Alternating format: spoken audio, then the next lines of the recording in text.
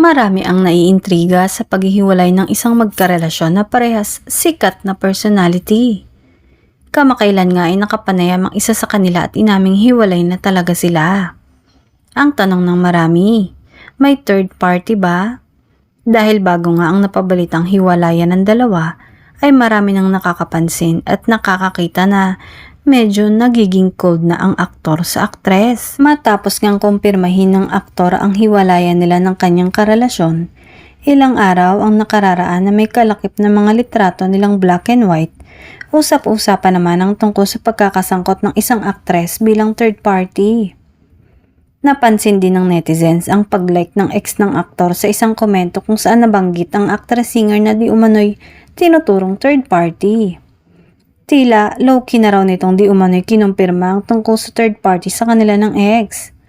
Pero sa interview ay mariing itinanggi ng aktor ang tungkol sa cheating allegations.